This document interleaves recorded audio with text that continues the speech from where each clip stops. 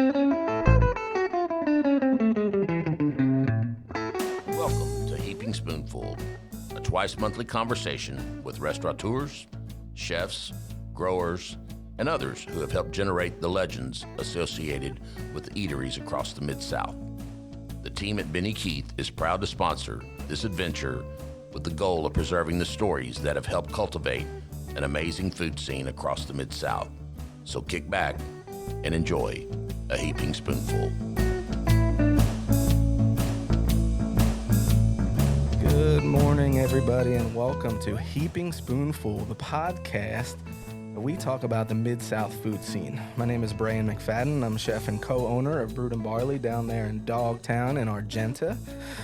Man, I've been in this business forever, probably much like yourself, Dave. And I've held every position. And I always start the podcast like this because it's kind of one of those things that we were just talking about. Like we were literally just talking about this before we, before we got on the mic. I've literally held every position in the kitchen. I mean, in the restaurant. From dishwasher to busboy. You name it. I've done it all. Do I think some of those things I could do now? Like, no. Like, I can't be a bartender the way that my bartenders are bartenders, I can pour beer, but I don't think I can do that. But I've literally done everything. Today we have a special guest, Hesselbein. Am I saying that right? Hesselbein, yes, Hesselbein. correct. So we have David Hesselbein of George's up in the Heights, which is a relatively new spot, right? Yeah. We just had our year anniversary, August 19th. Man. And sometimes it's like, I can't believe that was over a year ago. And now it's like, It's like snap of the finger. It's been a year already? Yeah, snap of the finger. I remember when, so let's talk about how we met. So you were at Heights Taco. Yeah. And how long were you there for? So I was at Heights Taco for just over 4 years. I started as an AM bartender. I picked that up as the second, I was working at Cafe Prego as well at the time. So right down the street. So you were at Prego before? I was at Prego, yes. Gotcha. And, it was my first bartending gig.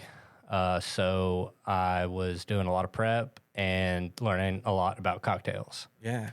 So when we first met you, and I don't know if I told you this that specific time, but so my wife and I, we had that shared day off. So Tuesdays, kids are in school, and we're like, all right, listen, we're going to go grocery shopping. It's like kind of like a mad dash to go have lunch. So we're like, drop the kids off at school. We're going to go grocery shop and do all of our adulting that we have to do today. And then we're going to go to Heights Taco and we're going to get some margaritas and, have some tacos and just BS, whatever. Yeah. Well, we were there quite a few times, and I'm not talking trash on everybody. Everybody that's been there has been great.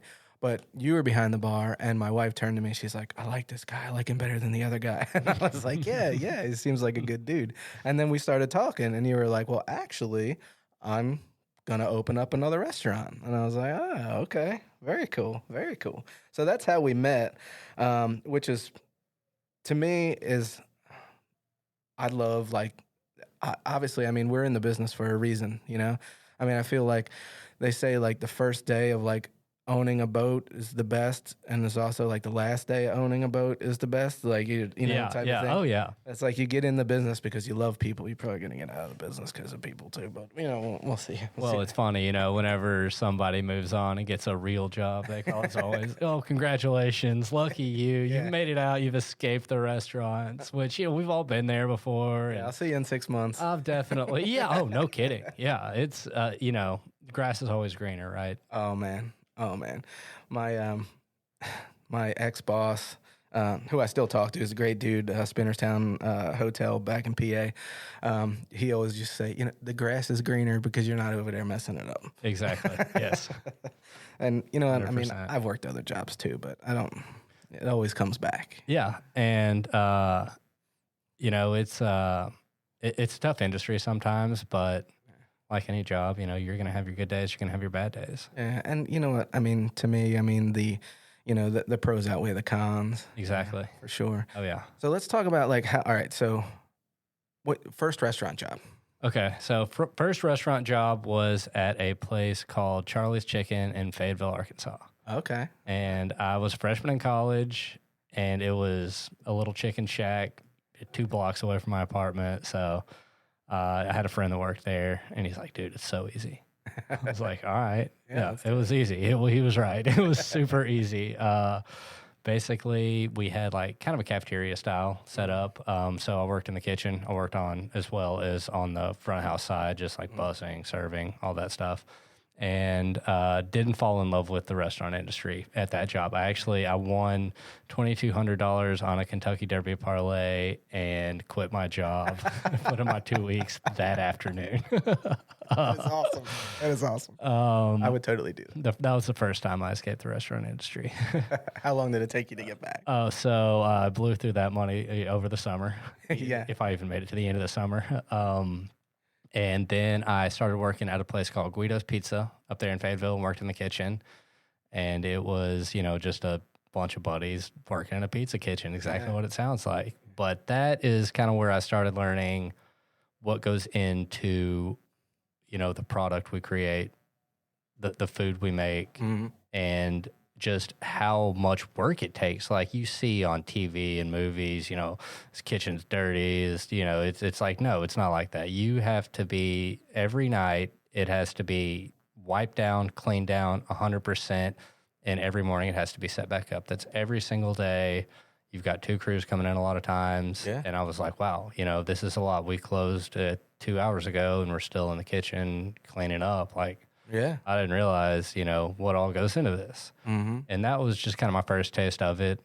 From there, graduated college. I was in Fayetteville, so moved back down to Little Rock, where I'm from. Mm. And it's 2010, so jobs were not aplenty. Yeah.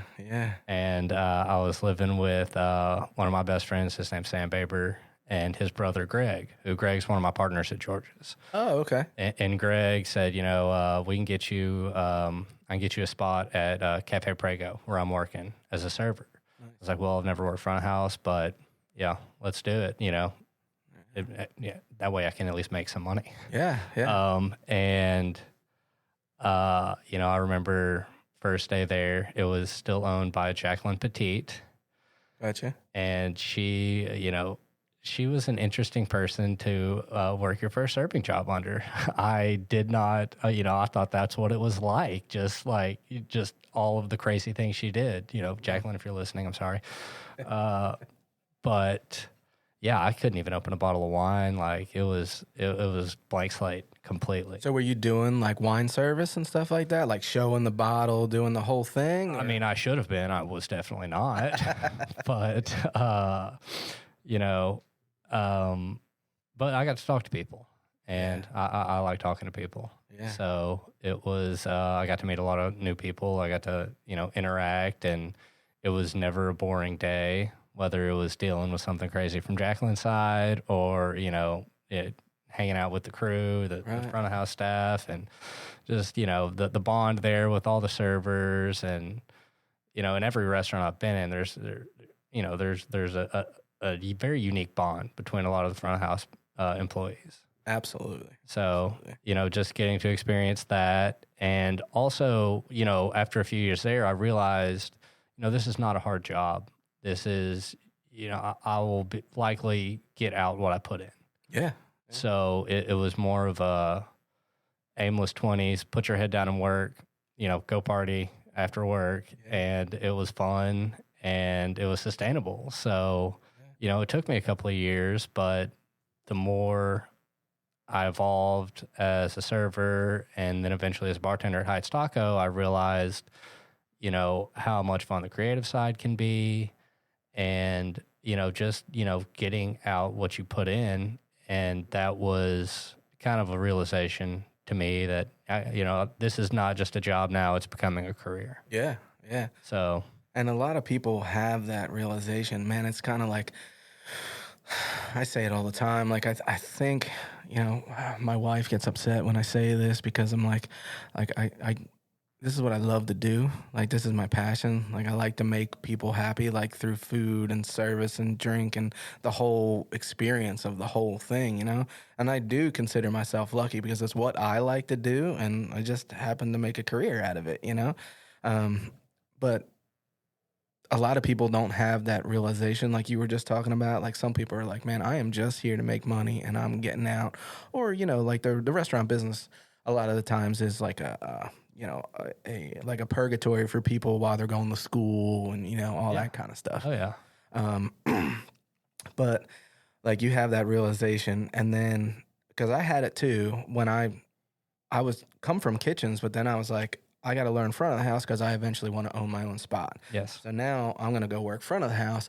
And then I had like you just said, like, all right, well, listen, there's more than just smiling and telling jokes and stuff like that. Like if I know what's on this menu and I know it good, and also like if I know this wine and if I know what's coming from the bar, I'm going to make more money. And these people are going to be even more happy than they were before, Yeah. And it's not, you can get into pairing and all that kind of stuff too, but if you just know what you have, that's what I try to tell my servers at Brood.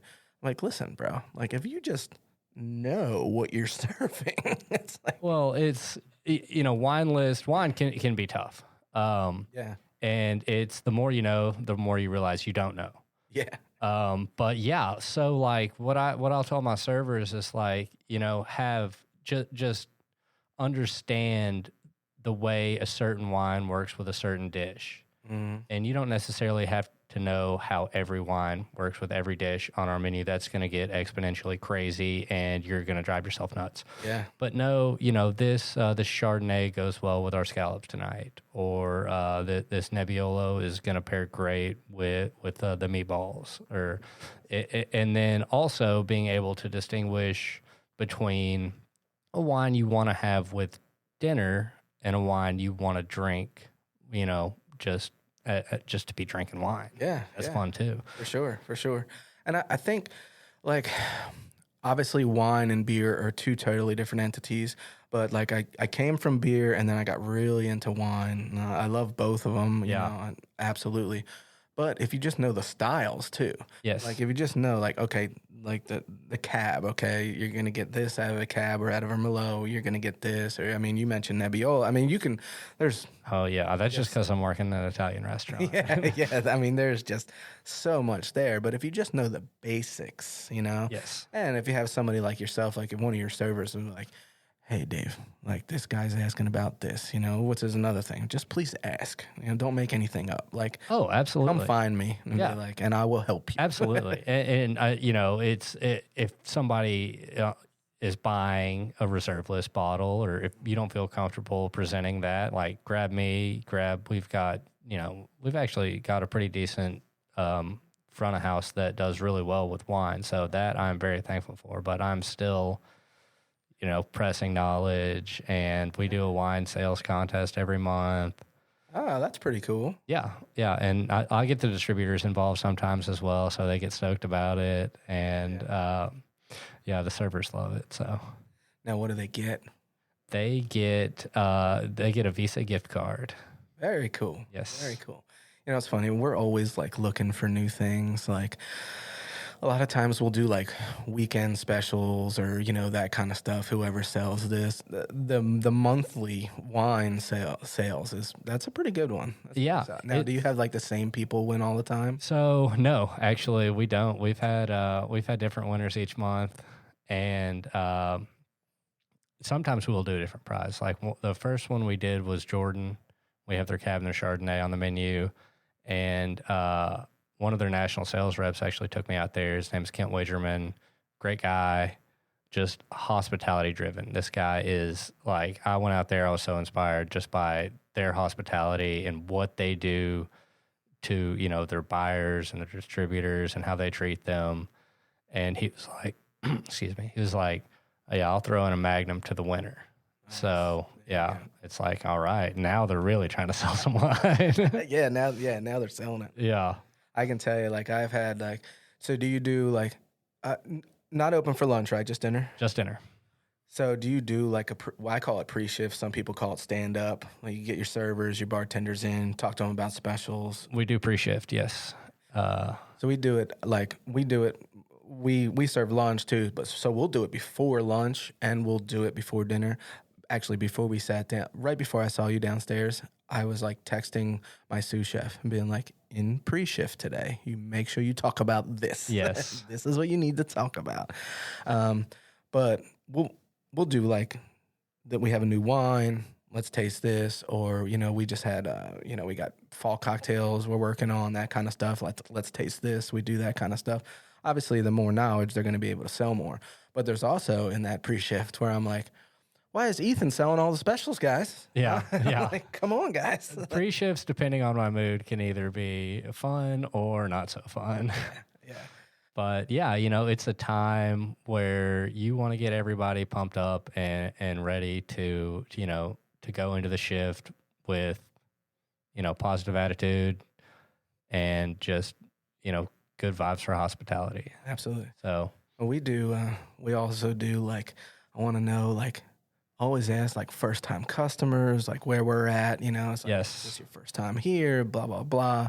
And then I'll tell everybody, like I'll tell my front of the house. I mean, I will, if a server comes to me and says, hey chef, table 11, first time here, they're on their way to Memphis and they just Googled where to go and they stopped in. I mean, I'll touch that table. Everybody's touching that table. Yes. That's the thing, Yes. You don't want to crowd them, but you just. No, it's the first time you get one first impression. Yeah. So, and, we get a ton. How long have y'all been open?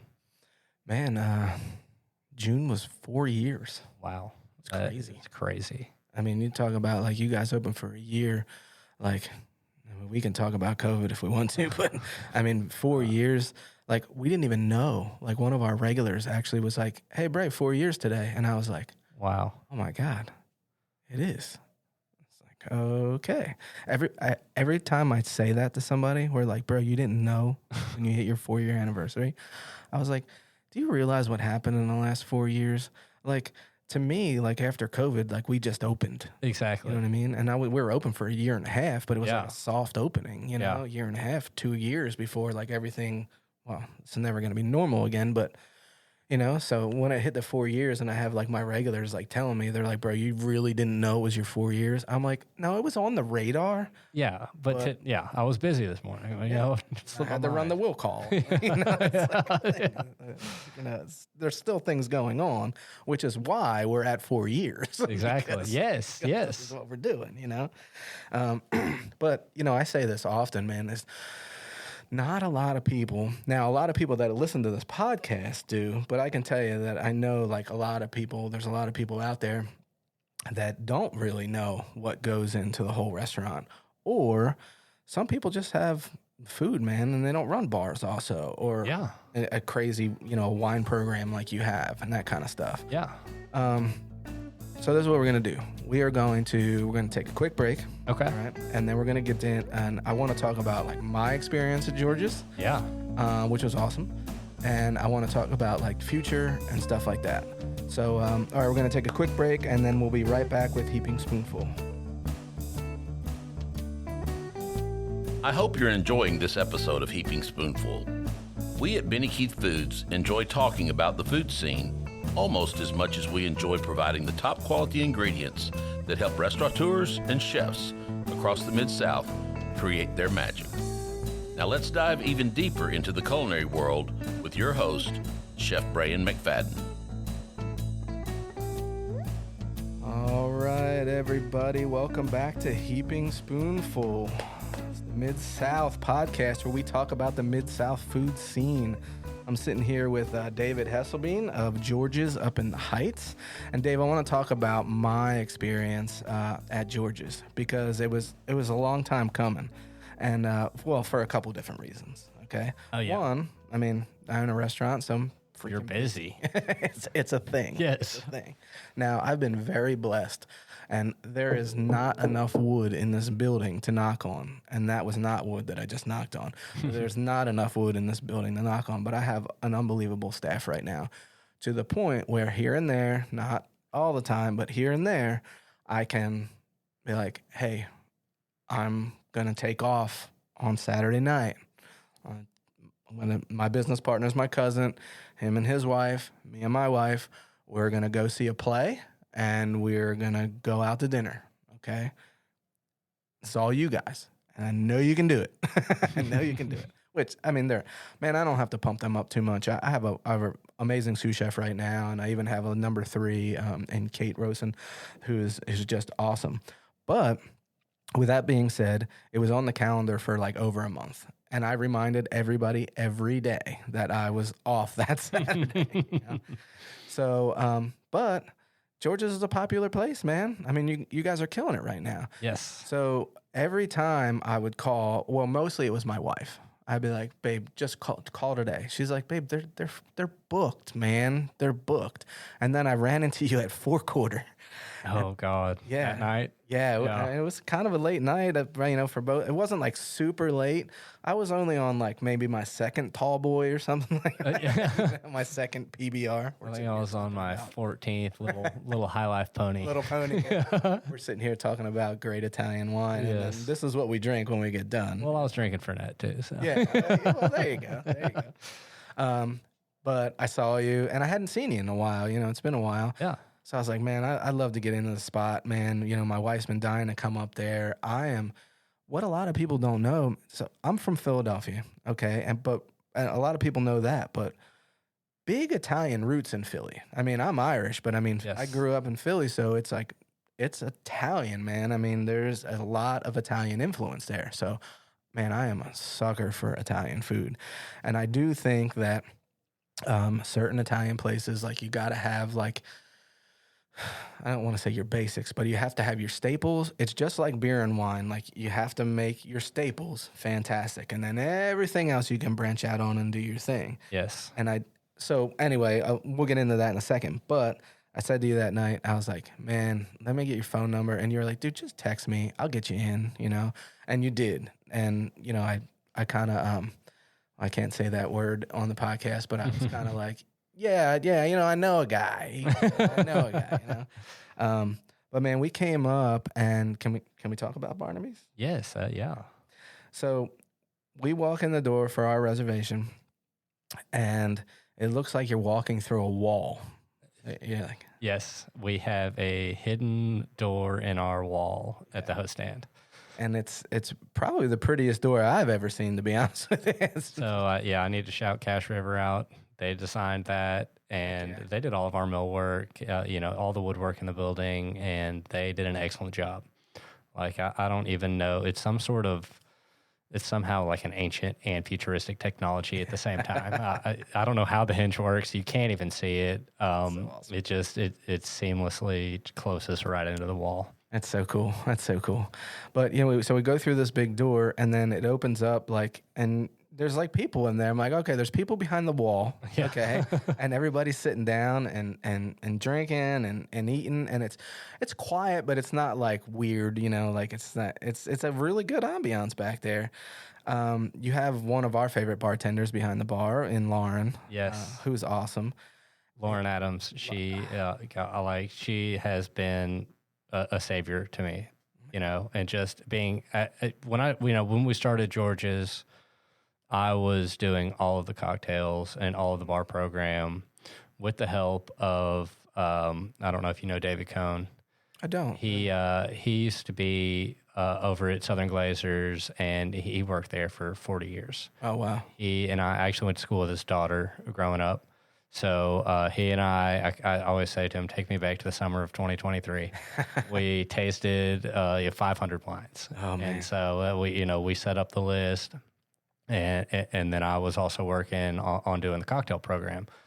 And, going into this venture, my partners and I, who I'll get into in a little bit, we knew we had to hire a staff, but it was at what point do we want to start hiring? Do we want to jump in, earlier and risk losing some of these people, or do we want to maybe jump in later and risk not getting the cream of the crop to come over? And we timed it pretty well. I think we started slightly too late, but Lauren was one of our day one hires, and she, thank God. And you know where I met her? Bar at Heights Taco Tamale. Really? Yeah. Oh, I didn't know that. She was working at the Capitol, and she would come up there, and she just, she mentioned she was a bartender, so we'd talk cocktails and geek out over that. And when she applied, it was like done deal. Yeah. Yes, you're in. She's a baller, man. And she's our bar manager now. So, Nice. yeah, she has taken this program and run with it. And I'm so thankful. I don't have to worry about anything back there. Man, I got to tell you, I'm thankful for Lauren too, because she hangs out with my bartenders, and I think it's making them better. Yes, absolutely. There's always that friendly competition, because we don't compete. We're too far away. We don't really compete. But, I mean, Lauren is like, I'm happy. Like, when I see her hanging out with my bartenders, I'm like, get them around. Oh, yeah. Yeah. And there's several spots in town where if I hear they're working, whoever's worked a bar there, it's like, yeah, done deal. They know what they're doing. Yeah. Brood, obviously, one of those places. Yeah, and our bar crew right now is spectacular. They are so passionate. We've recently hired a bartender he was at a place called the Violet Hour in Chicago for many years, and he is like a cocktail guru. He's amazing. His name is Brock. So if y'all get a chance to have a cocktail from Brock, he can make anything taste good. That's awesome. And then we recently hired Colin Sparks, who I think worked at Brood. Yeah, Colin was with us for a bit too. Yeah. Yes. So yeah, he just started on, and we're about to lose one of our staples back there, Josh Turner. He is moving to Thailand. He's going to culinary school, go, right? Go to culinary school, exactly. Yeah, but that when I've got like a bartender who's leaving to Thailand to go to culinary school, that's like he's obviously a nut about food. Can't be upset at that point. No, I'm so happy for him. Yeah, that's awesome. That's awesome, and he's gonna come back. Oh yeah, it could be year, 2 years, whatever, but he'll be back. Yeah, he'll be back, and he's gonna big up, and he's gonna come back and be like, "Let me show you what I learned." Exactly. It's gonna be I can't wait. I'm gonna have him cook me just as much Thai food as he can possibly fit on his little stove at home. But yeah, our bar crew is excellent. And that's that's my background, where I came from, my passions, cocktails, wine. I've never worked on the culinary side, except in the pizza kitchen and a chicken shack. But yeah, it's always something I've been very passionate about. So, I mean, you've worked at two of the staples, though. I mean, fried chicken and pizza. It's a thing. That's true. I feel like when you have it definitely takes a little bit of some pressure off of us when you got good staff. I mean, it's awesome. It really is cool too, which is one thing that we do now with our back of the house and with our front of the house. Like I say it all the time, man, like the worst kitchens, the worst restaurants I ever worked in is I had like no creative freedom at all. Yeah. I hate it. Yeah. It's like you're cooking the same thing day in and day out. You're like, man, I gotta do something, this is why I got into it in the first place. Like I want to be creative, Yeah. So it is cool too to be able to be like, I say to my sous chef, John, I'm like, hey man, I got some lamb chops in. What do you want to do with them? I mean, my cousin and I wrote this menu. Like this is us, but let's put something out there, man. Like give some creative freedom. And I know you do that to your bar too. Oh yeah. Which sometimes is another phrase I use all the time, which my staff is probably tired of hearing. It was like, you're a victim of your own success. And I can tell you when we walked in to George's and we went in the back, and Lauren's behind the bar, and me being a guest at that point, sometimes I don't think about it. I'm just excited to be out on a Saturday night. So, we sit down, and like my wife is like, "You're not even gonna look at the cocktail menu?" I'm like, "No, I'm just gonna tell her to riff, and she can make me whatever she wants. Yeah. I'm just gonna tell her a spirit, yeah, and then she's gonna go and do her thing." I realize that sometimes, like when you're super busy, because I get people that peek their head in the kitchen and be like, "Hey, chef, just make something." I'm like, "You see this line? Like, order something, man. Yeah. But I also obviously, give the bartender or whoever it is, be like, hey, not now. All right, next round, I got you. But this one, pick something. Yeah. But when you have a crew like that, who's your chef over there? So one of our partners, his name is Wes Mickle. He is the head of culinary for our group. He is one of the most talented people I've ever met in my life. He went to the CIA in Napa right out of college. He's worked in the Whole Foods kitchen in San Francisco. He started a cidery called Argus Cidery in Austin. Now it's located in Washington. And he's also worked with the Waltons in Northwest Arkansas on some of their concepts. And it's actually kind of a crazy story how we met. We initially had another chef lined up, and we were going to go over. It was myself, my wife, Charlie, and two of our partners. He was going to cook us, just some Italian staples, what he was thinking about the menu. And we had this all lined up. And that morning he shows up at our partner's house, and he's like, hey, just want to let you know I took a job in Savannah, Georgia, so I'm out. So they call us. They're like, well, y'all come over anyway. We'll order some food, and we'll just, we'll have some wine. We'll hang out. And Charlie said, it's like, you ought to call Wes. This is kind of like what he does. Oh, yeah. And she was really good friends with him in college and is best friends with his wife, Mary. So I was like, yeah, it's a good idea. So I called him, and we went up to Fayetteville, and he actually, so I'll never forget this, he made a loaf of focaccia bread in a cast iron skillet. That was the best focaccia bread I've ever had to this day. Speaking my language, man. I was like, oh my God, this is like, he did this in like an hour. Like, this is insane. We got to get this guy. And he was so stoked. He was like, absolutely. He's from Little Rock and currently lives in Fayetteville, but was like, absolutely. So he got on board. Our other partner, Greg Baber, he and I worked at Cafe Prego for 9 years together. We've seen it all. He was general manager at Heights Taco Tamale. He's manager at Lost 40. And I was like, man, you got to come over. And he's like, done deal. Yeah, I'm with you. Let's do something awesome. That's a good feeling. It was great. We had a really good team to start, and luckily we had Wes because he designed our kitchen and took care of like all the bookkeeping stuff. It's just like everything we didn't know about starting a restaurant, he knew. It was just like we would have been so lost without him. You need that, man. But since then, we've hired our head chef, Mimi Assad, who is from Boston originally, worked in New Orleans, and is just magnificent.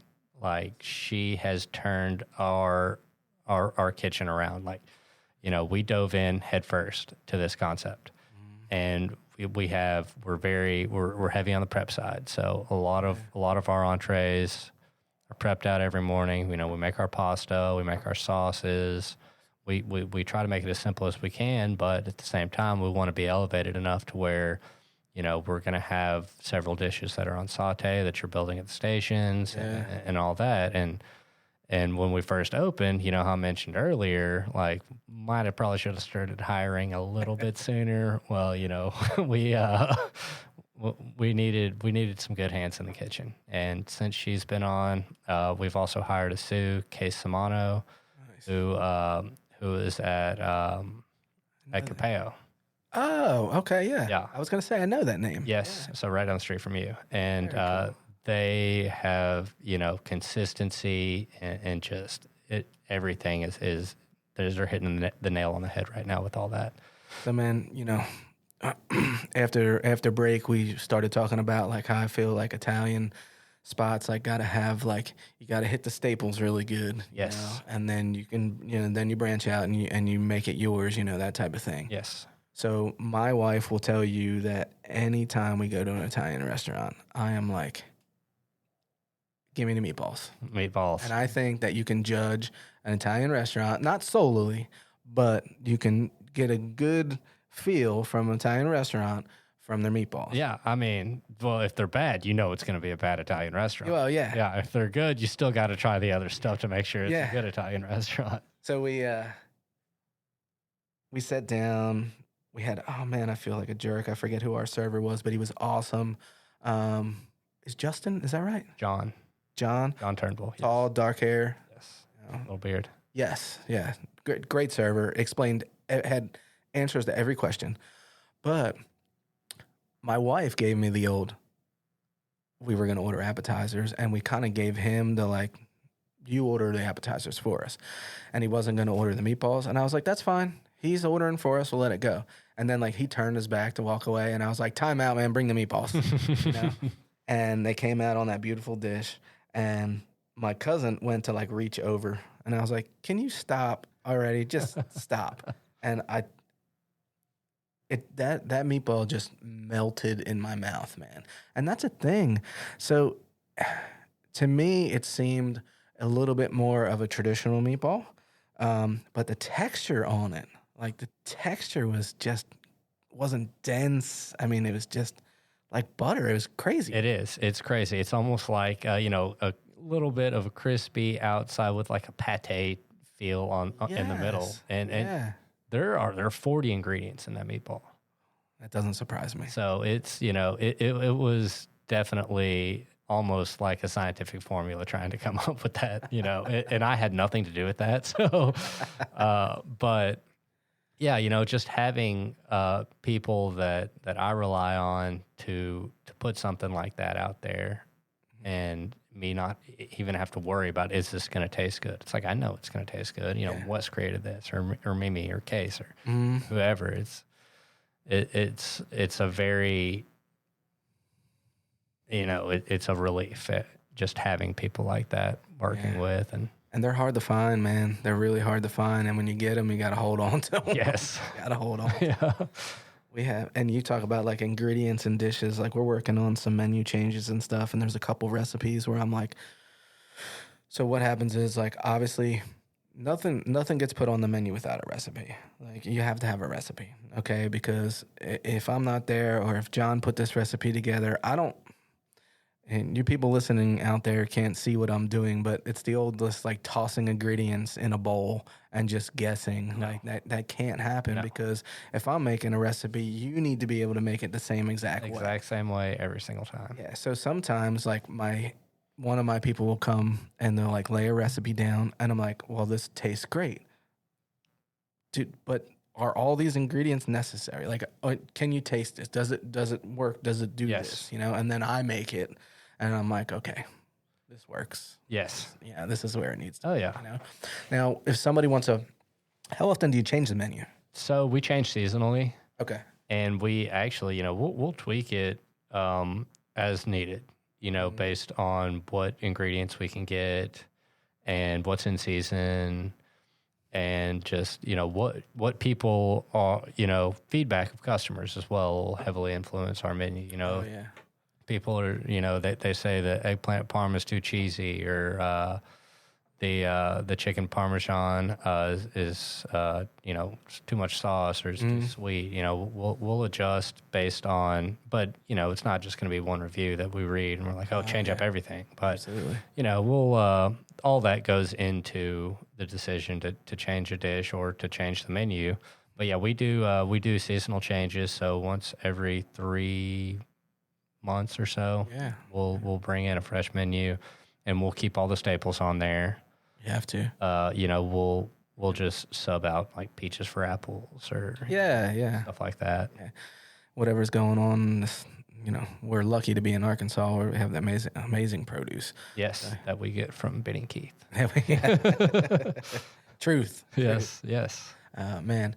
But it was when we finished up at your spot, when we finished up at George's, I remember looking up at you, like I was sitting down and I looked up at you and I was like, man, I'm sorry. Like we shared everything and we made a mess of the table. No. Like white tablecloth. I just had red sauce like all over it. Good. That's what we want. And Jess was like, do you want him to see this? And I was like, what? I mean, he's going to see it anyway. Like we were just sharing. My wife had the short rib pappardelle. The bucatini. Bucatini. Yes. I love bucatini. It's so good. Oh, man. That's my favorite dish, bucatini. Is that your favorite dish? Yes. Oh, man. That was like a dish where I was like, my wife was like, I ordered this, and I was like, I know you did. Yeah, good job. We're sharing. We're sharing. You see the table, we're sharing. And yeah, a lot of our entrees, if you look at our menu, the way it's coursed out, there are all the premies are, they're meant to be shared, family style. That's how they do it in Italy. Yeah. I mean, such a good experience, dude. Like from start to finish, like walking in the door, hanging in the back for a little bit. That would be my recommendation. Like anybody, like I don't want to like, you're probably going to be like, Brian, don't say that. But it's like, that would be my recommendation. Like get a reservation at George's. go just not too early, just go a little bit early. See if you can get in the back. See if you can talk to Lauren, have a cocktail, great glass of wine. And with the servers that you have, like, I mean, I'm always going to do it, but we had such a good experience. Even we were talking to the people at the table next to us. Like, it was just like it was just such a good aura in the whole place, you know?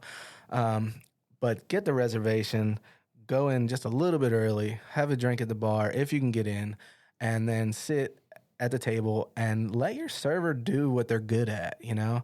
Obviously, if anybody, I'm not a person that's going to look at the menu ahead of time. I don't do that. I like to I'm either going to go in, I'm going to talk to the server and be like, let's talk about this. I'm going to look at the menu. What do you think about this? What do you think about that? And I mean, the service that we had was just awesome.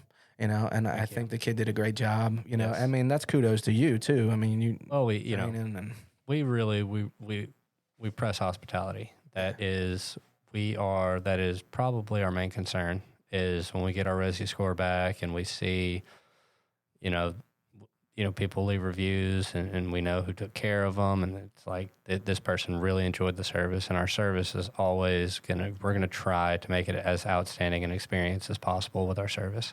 Yeah. And I think we do a great job. The front of house staff is amazing. They always have a good attitude. They have done a really awesome job just making George's as successful as it is. You know, we really try to get customers, to come back, repeat business, and we want to make it a memorable experience every single time. So. Well, I can tell you right now, I know, we always all right, listen, if we have a bad experience at a place, we might go back one or two more times, check it out, blah, blah, blah. Like, all four of us walked out of George's that night, and we're like, all right, Brian, give it a little bit of time, and then you're going to have to hit David up again and get another reservation, and we're going to have to go back. I'm like, all right, cool. Well, good stuff. Well, man, I really appreciate you coming in today. Yeah, absolutely. Man, it was a blessing to have you here. And this is your first podcast, right? First podcast, first restaurant. Yeah, first everything. Rock and roll.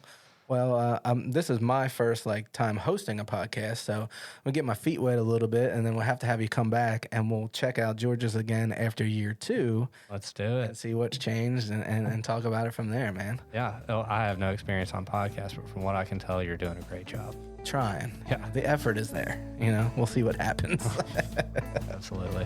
Well, I'd like to thank everybody here at Benny Keith, especially General Manager Rusty Mathis, for giving me the opportunity to do this. Definitely like to thank Rob Nelson as the head of technology over here. He's the guy that's making us sound good. He's the guy giving out T-shirts and making it happen. Thank you, Rob. Rock and roll. All right. We will see and hear from you next time on Heaping Spoonful. We hope you enjoyed this episode of Heaping Spoonful. On behalf of all of us at Benny Keith Foods, Mid-South Division, please know how much we love connecting you with the legends of the culinary scene and their unique stories. I look forward to the next time we can offer you another Heaping Spoonful.